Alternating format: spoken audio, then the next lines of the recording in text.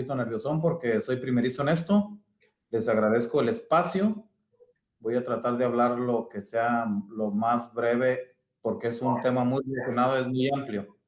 Entonces trataré de dar una breve explicación, espero ser entendible, ya que es algo que no es muy común en el interior de la República, más en el área de Morelia, pero voy a tratar de dar una explicación de lo que es el mundo del plástico a través de máquinas de inyección. Ok, muchas gracias. Moderador, ¿nos puedes compartir la presentación?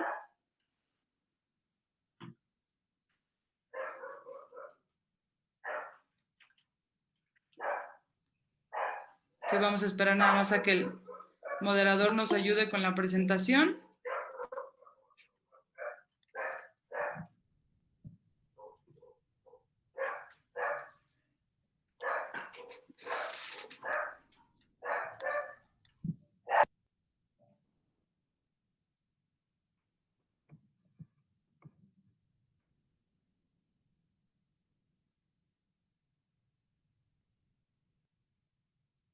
Si quieres comenzar en lo que se carga la presentación. Muy bien. Bueno, el mundo del plástico se relata en los años 1800. Cuando alguien pidió que por lo regular las bolas de billar se hacían de marfil. Entonces alguien pidió que se inventara algo relacionado, que no tuviéramos que utilizar el marfil, y ahí en los 1800 una persona de Estados Unidos inventó una resina. Hay resinas plásticas que se hacen sintéticamente, pero también se hacen de los productos como lo que es madera o lo que es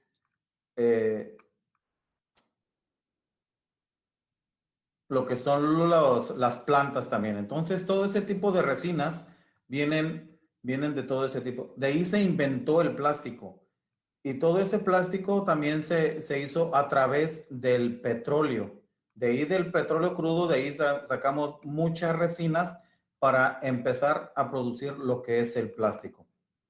Ya nada más que esté la presentación para dar una explicación a lo que es la presentación para que me sea más fácil.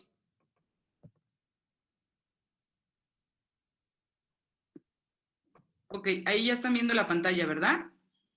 Así es. Ok.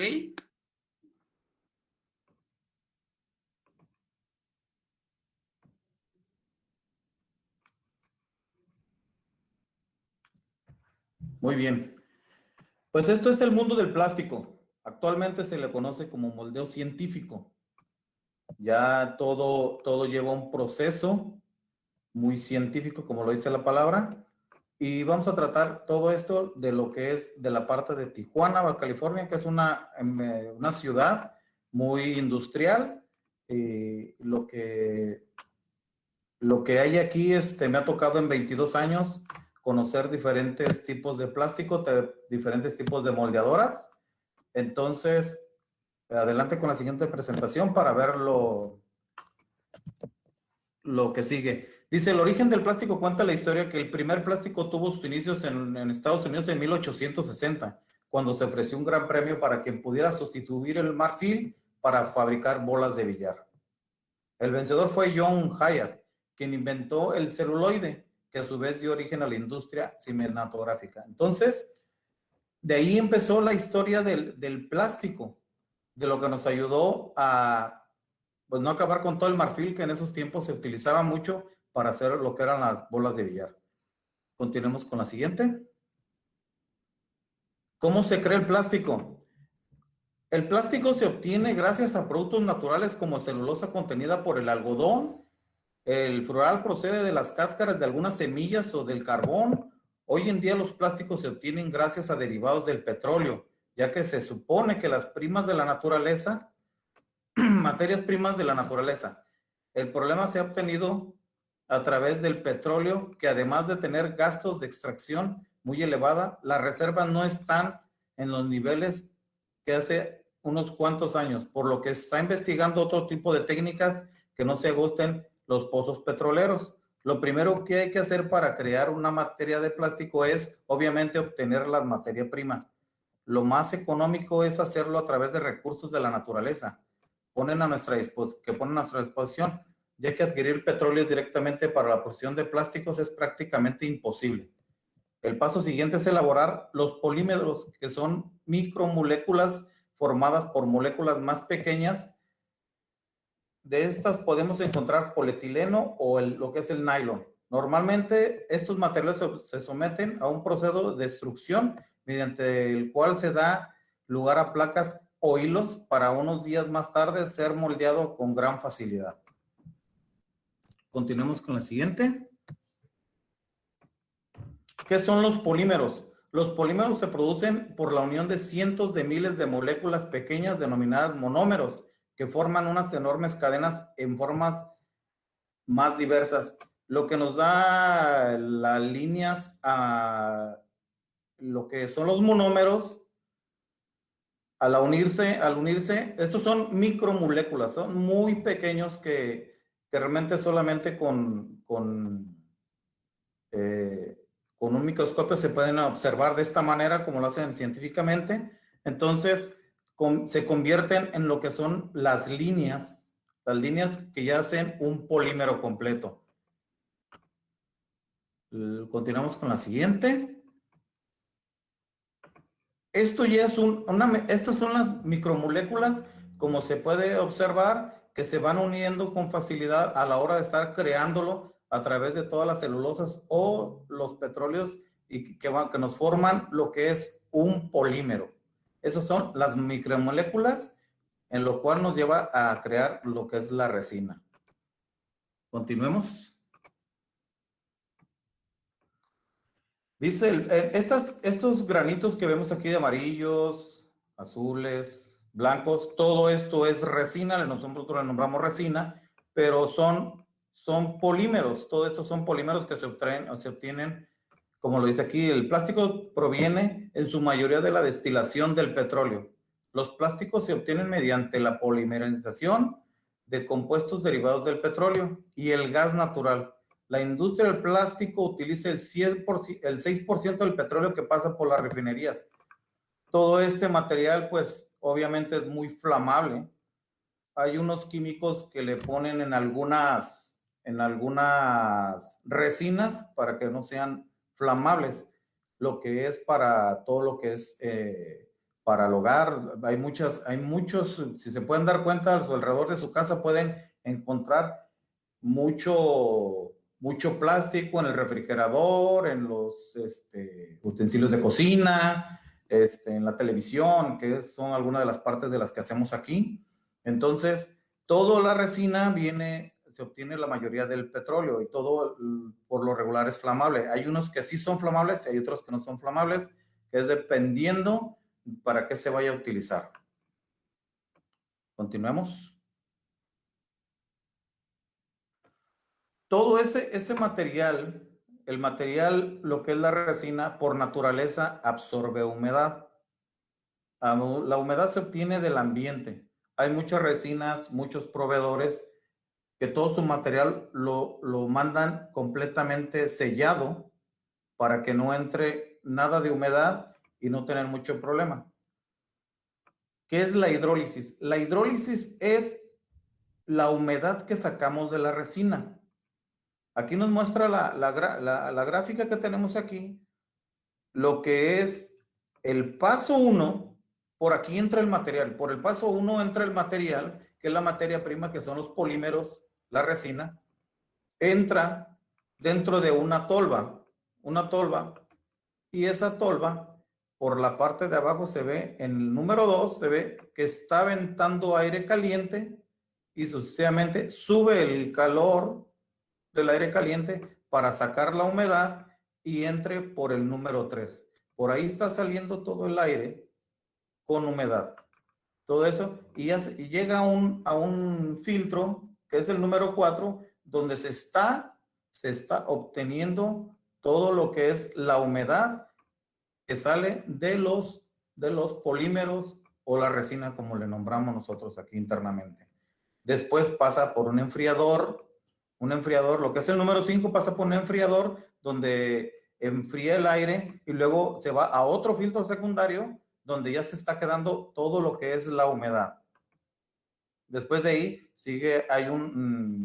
el mismo proceso está soplando para subir y luego llegar a las resistencias que son del número 6 al 7 y esas resistencias ya secaron toda la humedad que se haya quedado aquí o que haya pasado, ya se queda a lo que es el aire, ya pasa el aire caliente y seco, que es lo que se vuelve a hacer para entrar otra vez al número 2. Con eso extraemos toda la humedad de la resina. ¿Por qué extraemos la humedad de la resina? Porque no se puede inyectar, porque como contiene mucha humedad, a la hora de que entra a la máquina, a lo que es el proceso del tornillo, se degrada el material o se quebra, es quebradizo. Entonces, nosotros se precalienta y se seca para tener un mejor proceso a la hora de inyectar cualquier tipo de plástico, dependiendo de qué es el producto que se vaya a procesar. Entonces, lo que es la resina, los polímeros, tenemos que secarlos y sacar la humedad para obtener un proceso muy, muy bien hecho para no tener problemas a la hora de inyectar. Continuemos con la segunda. Como pueden observar aquí, esta es una máquina eléctrica. Es una marca JSW, son 2.500 toneladas. En esta máquina podemos observar, esta máquina aproximadamente mide 7 metros de altura. Como pueden ver, pues es muy grande. Y aquí hacemos diferentes partes. Y esta es una máquina de inyección, donde moldeamos piezas un poquito grandes. Y en la parte de atrás, ahí se ve lo que es la unidad de inyección por donde pasa el material. Continuemos con la siguiente. Esto es algunas partes de lo que es la máquina de inyección. En la parte de atrás dice que es el cilindro de sujeción del molde. Este tubo que está en la parte de atrás, que es el cilindro de sujeción del molde, es lo que hace que se mueva lo que es la platina móvil. Eso es lo que hace que se mueva para que abre y cierre la máquina. El otro que dice arriba, cilindro de expulsión, es lo que activa para que el molde que metemos en medio donde dice barras de guías, ahí metemos un molde y ahí todas las piezas que son moldeadas sean expulsadas. Entonces, esta es una parte muy básica de la máquina donde montamos los moldes. Tenemos nuestra pantalla principal, que es donde está la platina fija, y lo que trae otra es la móvil. Y tenemos unas varillas de expulsión, aparte también, para detectar cualquier problema que tengamos ahí. Continuamos con la siguiente.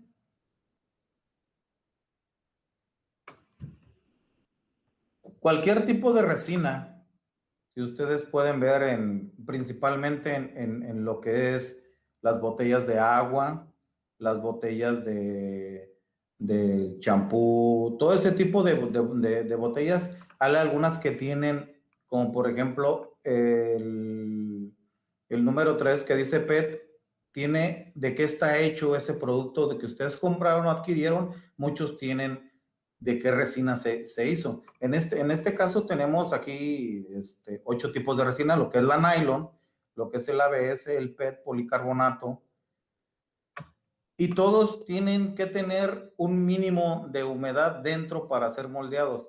Si tienen una humedad muy grande, entonces no se puede procesar. Entonces, toda la resina tiene que tener un porcentaje mínimo de humedad, por el cual tiene que ser medido tanto unos aparatos que también tenemos para poder medir la humedad y va a ser un proceso más estable y no tener ningún problema.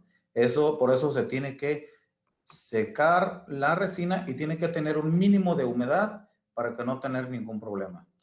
Continuamos con la siguiente. Todos estos tipos de colores de los polímeros convertidos en resina, hay unos que son naturales, como le nombramos nosotros, que son de color transparente o color blanco. Esos son naturales. Los colores azules rojos o los que tenemos aquí, son colorantes que se le agrega un cierto por ciento para dar un color por ejemplo, en este caso, hay vasos de plástico que tenemos en la casa o en la oficina, todo eso de plástico se utilizó resina natural de un color blanco o transparente y a su vez se le agregó el color ya sea azul, blanco, el que se le haya pedido, se le agregó un color para colorear ese producto que algunos vemos nosotros que tenemos en la casa. Y los colorantes, como les digo, es un porcentaje un poquito menor al del transparente o el color natural. Continuemos con la siguiente.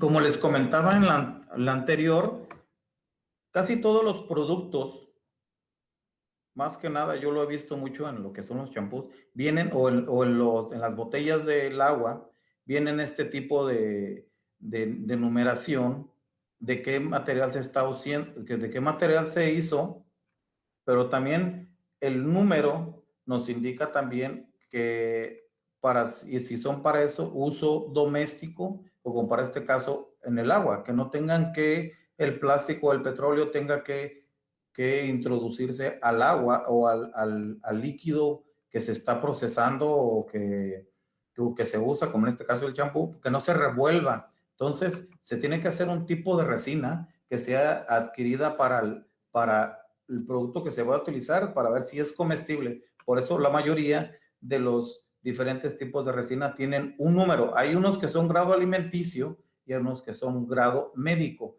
También para cuando se hacen, como por ejemplo aquí hacíamos unas charolas que eran para un producto médico, era un producto que se mandó a hacer especial porque es un producto médico, entonces no debe de llevar ningún tipo de químico que pueda dañar el producto a donde va a entrar. Entonces todos tienen un número dependiendo de qué es lo que se vaya a utilizar, si grado alimenticio o médico o hay infinidad de cosas que se utiliza el plástico, entonces lleva una numeración que es la que regula la que se regula para que sea utilizable para eso. Continuemos con la siguiente.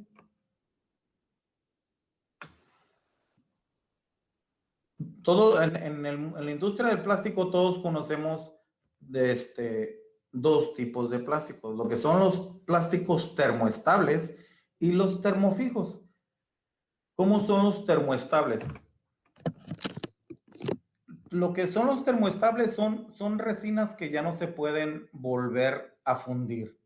Hay un producto que se llama baquelita, de que se funde una vez ese plástico y ya no se puede ser reutilizado. Para eso se utilizan para muchos productos de los cuales son los que van a durar mucho. Les voy a hablar un poquito de lo que utilizamos un plástico de estos aquí. Se hace una caja para un carro y es la caja negra de los carros. En la actualidad ya se hacen cajas negras para los carros, entonces utilizamos un plástico que es termoestable que ya no puede ser vuelto a procesar y se utiliza este tipo de plástico para la hora de un accidente no se quebre o no se dañe y se pueda obtener todo lo que la información que capturó en su momento. Entonces, hay plásticos que son termoestables que ya no se pueden volver a utilizar. Tal vez no haya donde quiera ese tipo de plásticos, pero internamente en muchos carros existen ese tipo de plásticos. Y los termofijos son llamados así por sus características térmicas, es decir, una vez de que son procesados mediante gran calor, pues una reacción química que provoca su endurecimiento. Entonces, todas las moléculas que están entrelazadas y todo eso, muchas nos sirven para que no se vuelvan a utilizar o para que se puedan volver a moldear. Entonces, hay dos tipos de plásticos, termoestables y los termofijos. unos que sí se pueden reutilizar y hay otros que no se pueden reutilizar. En este caso les voy a poner un ejemplo con la botella de plástico. La botella de plástico del agua, que es PET, ese por lo regular se recicla y se vuelve a reusar. Lleva un proceso muy diferente para el reuso, que también todo está regulado para que no vuelva a afectar a la hora del reuso. Continuemos con la siguiente.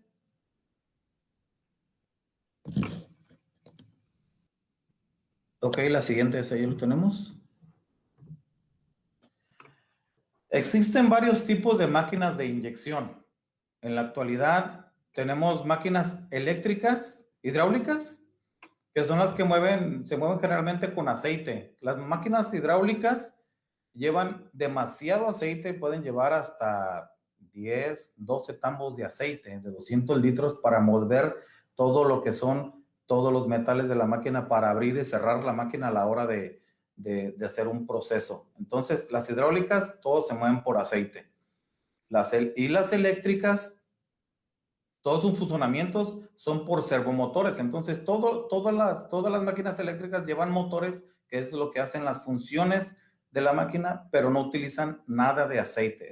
Todo es eléctrico. Y las híbridas tienen de las dos. Tienen tanto motores eléctricos para mover la máquina, como aceite también para mover lo que son las platinas de las máquinas para que se muevan los moldes a la hora de estar inyectando el material a la hora de hacer un producto. Continuamos con lo siguiente. Este es un carro sin plástico. Por ahí en las redes sociales y dentro de la política, que es muy difícil hablar de eso, se decía que México había adquirido una fábrica en el otro lado para extraer petróleo. Algo así estaba por ahí la información. Y decían que para qué se había comprado eso si el petróleo era obsoleto. Esto es un carro sin petróleo. Entonces, un carro no se mueve nada más con petróleo. No se mueve nomás con gasolina. El petróleo se utiliza para todo lo que ustedes pueden ver aquí, que es tanto puede ser mucho, todos los plásticos del interior son hechos por petróleo. Todos los plásticos que ustedes ven en su carro, las palancas, todo lo que ven de plástico, se hacen con la maquinaria en la cual yo trabajo aquí. Entonces, todo este carro le hacen falta, por ejemplo, la batería, todo lleva plástico, los focos llevan plástico. ¿No se han fijado que los focos traseros llevan un color amarillo y llevan un color transparente, lo que es para la direccional y para la reversa, y un color rojo, que es para el del stop? Entonces ahí son 3 tipos de colores. Hay máquinas que inyectan los 3 tipos de colores y todo es plástico. Entonces, de eso de que vaya a ser obsoleto el plástico en un futuro, creo que la vemos muy difíciles, porque aunque sean eléctricos los carros, de todos modos llevan muchísimo plástico. Continuemos con la siguiente. Esto es un molino, un granulador de material. Como puede aparecernos en la pantalla izquierda, ahí aparece el verde, ese es un molino. Ahí aventamos todo lo que son las piezas que se producen dentro de la empresa. En ese molino, todo va a dar a lo que es la tulba azul, y ahí volvemos a separar el material. Se separa también el polvo para que nuestro material venga sin polvo y poder volverlo a reutilizar dependiendo del porcentaje que nos pide el proveedor utilizar. Muchas veces no se puede utilizar el material reprocesado o molido, pero en donde se aplica utilizamos un cierto porcentaje para que no se haga la pieza más débil. La gráfica de en medio ahí nos dice todo el material que ya fue molido, y en la última, que es la tercera, ahí se alcanza a ver un panalito. En ese panalito, cuando se muele, está pasando todo el material molido para hacerlo de un solo tamaño. Entonces, tenemos que tener lo que son las navajas, que son las 3 fotografías de abajo. Las navajas tienen que estar sumamente muy afiladas para podernos hacer un molido más sin tanto polvo y que sea de un mismo tamaño para la hora de procesarlo sea muy fácil. Entonces, también el material se vuelve a reprocesar con una mezcla dependiendo de qué es lo que el proveedor de la resina nos diga. Continuemos con la siguiente. Este aparato que tenemos aquí, es una máquina de vapor. En esta máquina es de vapor, todo el vapor se hace ya por medio de electricidad. Hay un tambo muy grande en la parte de adentro y por medio de resistencia se hace el vapor. Aquí inyectamos una pieza en 190 grados, el vapor se le inyecta al molde para crear un proceso para la pieza muy brilloso. En este caso utiliza la mayoría para las televisiones. Por si ustedes en alguna ocasión llegan a ver una televisión muy brillosa, es por medio de estos aparatos que producen vapor, que los inyectamos, que es muy peligroso el vapor porque son 190 grados. Mucha gente se ha quemado, pero cada vez nos van haciendo el proceso más fácil porque así como van pasando los años, también todo se va haciendo más con una seguridad muy, muy, muy estricta en sus condiciones para que no haya ningún tipo de accidentes. Entonces, este aparato es que hace el vapor y y nos ayuda mucho en nuestro proceso. Continuemos con la siguiente. Les voy a mostrar un pequeño video de cómo se extraen las piezas ya moldeadas.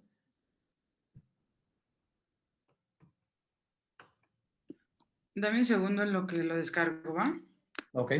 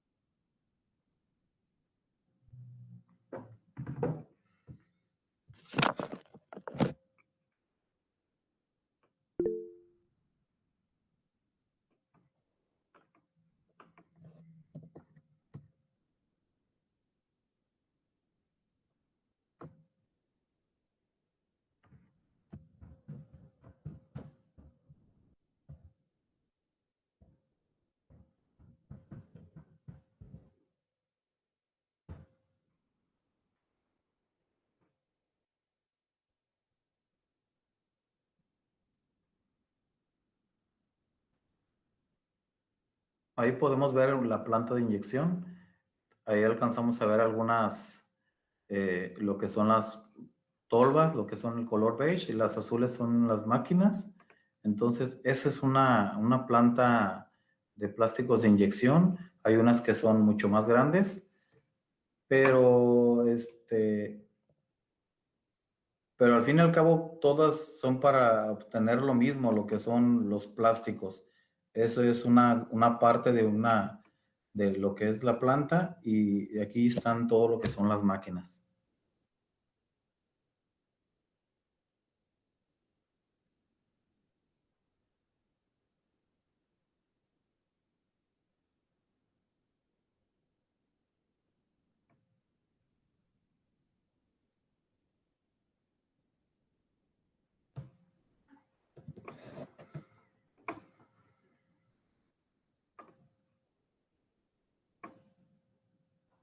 Continuamos con el siguiente.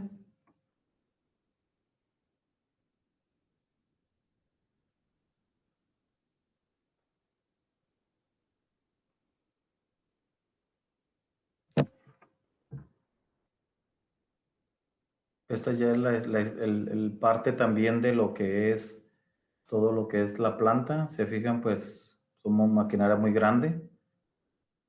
Ya ahorita en la actualidad pues es un poquito más.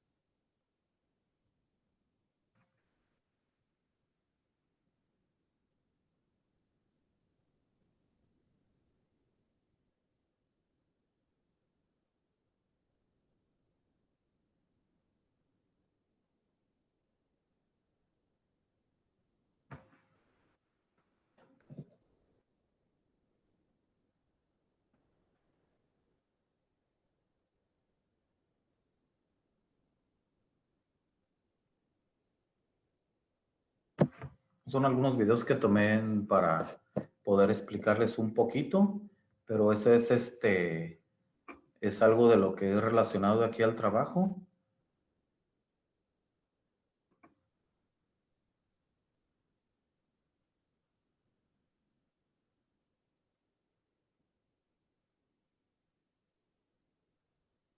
Estos moldes les llamamos de 3 placas. Si pueden observar, pues el molde se separa y son 3 placas lo que hace que expulse la araña del medio y las piezas ya para obtenerlas en calidad.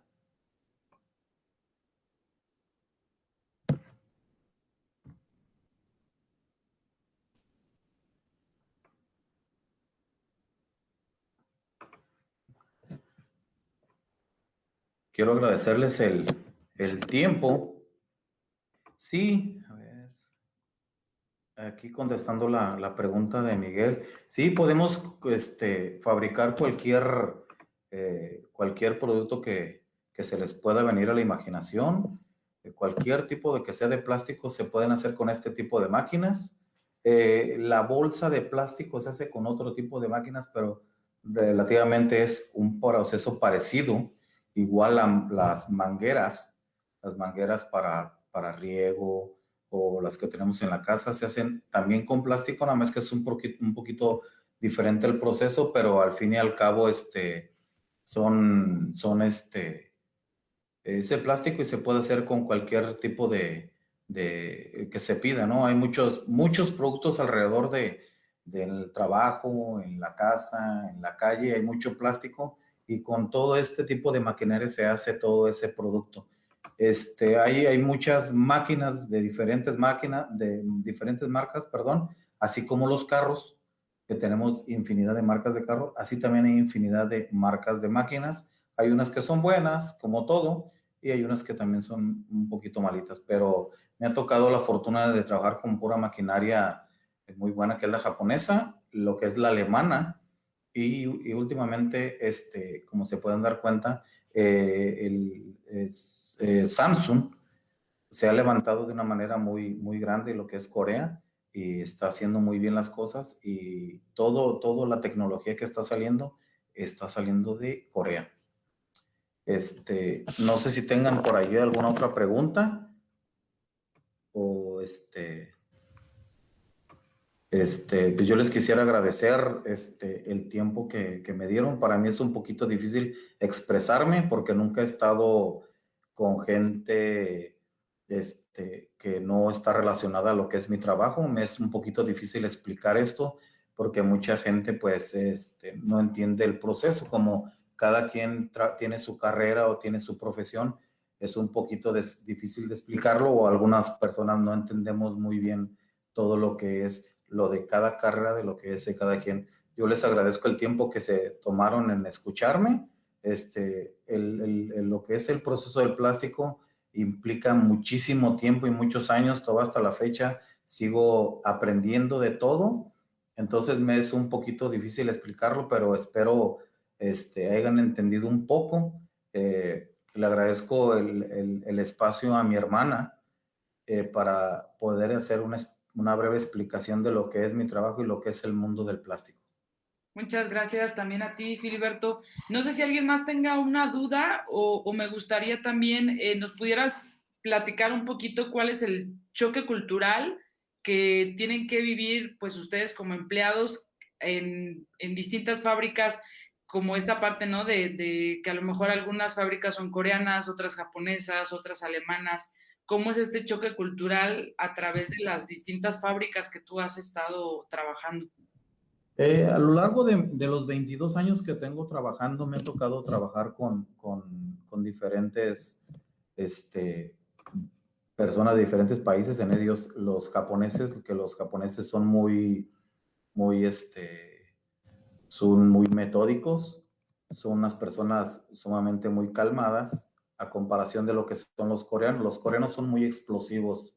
Los coreanos, como crecieron tanto en su industria y se ha levantado ese país, yo me acuerdo hace 22 años que llegué a Tijuana, la compañía Samsung, nadie la conocía, era una empresa que iba comenzando y en el mundo de lo que es la televisión que me he desenvuelto durante muchos años, lo que era la fuerte era la Sony y la Sharp, que eran empresas japonesas que eran muy fuertes, muy fuertes. Entonces, la empresa Samsung que abrió aquí en Tijuana, que aquí se producen alrededor del 90% de las televisiones del mundo, esa empresa pues se levantó tanto, tanto, tanto que los coreanos, como son unas personas, el 96% de los coreanos salen titulados de la universidad. Entonces, creo que ellos han adquirido eso como para llegar a México y nos toman como que no sabemos nada.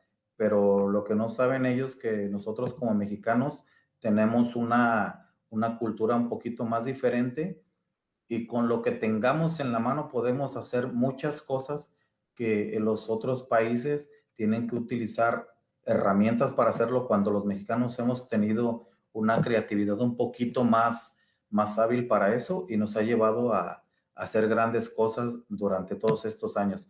Me ha tocado trabajar con gente de la India, algunos taiwaneses como tailandeses, y las culturas son un poquito diferentes, pero las que más o menos van de la mano son las culturas asiáticas. Me ha tocado también trabajar con muchos chinos y los chinos lo que ellos buscan es hacer dinero. Aquí en Tijuana se están levantando mucho las empresas chinas porque ellos buscan la forma de hacer todo, no son tan metódicos, todo es al ahí se va y como salgan y lo que ellos quieren es vender. Por eso ellos siempre han sido una copia de todo. No sé si ustedes han visto, Made in China, pues Made in China es